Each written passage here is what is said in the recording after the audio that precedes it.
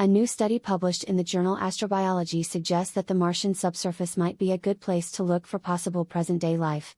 The analysis of Martian rocks determined that if it is consistently in contact with water, it would produce the chemical energy needed to support microbial communities similar to those that survive in the unlit depths of the Earth. Earth's depths are home to a vast biome that exists largely separated from the world above.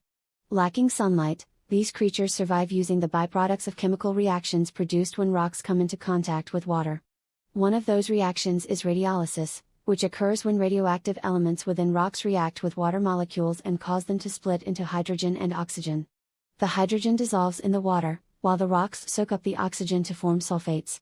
Microbes can ingest both hydrogen and sulfates and use them as energy sources. These findings suggest that much of the Mars subsurface today could be habitable, if it has groundwater.